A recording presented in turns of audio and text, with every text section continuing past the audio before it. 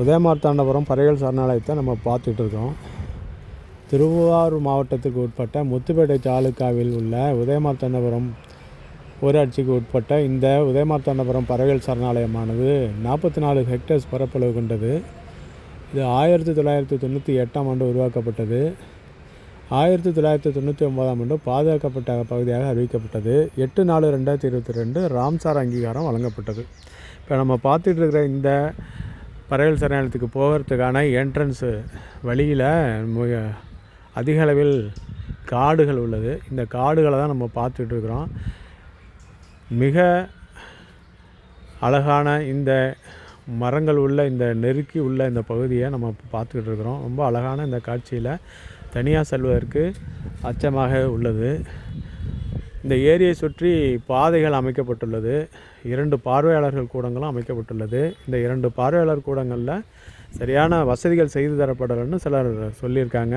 அதுவும் பார்த்ததில் உண்மை தான். அது இன்னும் மேம்படுத்தப்பட வேண்டும். அந்த பறவைகள் சரணாலயத்தை நம்ம இப்போ போகிறதுக்கு இருக்கிறோம். அங்கே பார்த்துட்டு இருக்கிற தொலைவில் பார்க்குறது இந்த பார்வையாளர் கூடம். இது 3 அடுக்கு உள்ளது. இதை சுற்றி விவசாயம் செஞ்சுக்கிட்டு இருக்காங்க. இந்த ஏரியை சுற்றி சிறுபுனையூர், பின்னத்தூர், உதயமார்த்தாண்டபுரம் பகுதியில் அமையப்பட்டுள்ளது. இந்த ஏரியிலேருந்து மேட்டூர் டேமிலிருந்து நீர் பெறப்பட்டு பாசனத்திற்காக பயன்படுத்த வேண்ட அந்த நிலையில் அருகாமையில் வேதாரண்யத்துக்கு பக்கத்தில் இருந்து பறவைகள் அதிக அளவு இங்கு தங்கி தன்னுடைய இனப்பெருக்கம் செய்வதற்காக வலசை போதல் நிகழ்ச்சி என்ற இதுக்கு ஏற்ற சூழ்நிலை இந்த ஏரியில் அமையப்பட்டதால் இங்கு பறவைகள் சரணாலயம் அமைக்கப்பட்டுள்ளது. இங்கு பறவைகள் அதிக அளவில் தானாகவே தங்கி இருக்கிறது.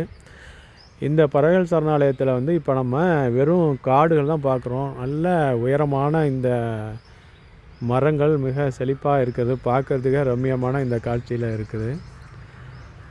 இதில் நம்ம பறவைகள் பற்றிய வீடியோவை இதில் கொடுக்கல. ஏன்னா இது ரொம்ப லெங்க்தியாக இருந்ததுனால அடுத்த காணொலியில் நம்ம இதை பறவைகள் மட்டுமே எடுத்து கொடுத்துருக்கோம்.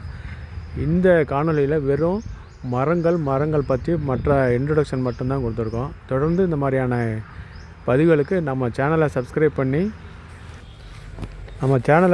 பண்ணி தொடர்ந்து ஆதரவு கொடுக்குற அனைவருக்கும் நன்றியை தெரிவித்துக்கிறோம்.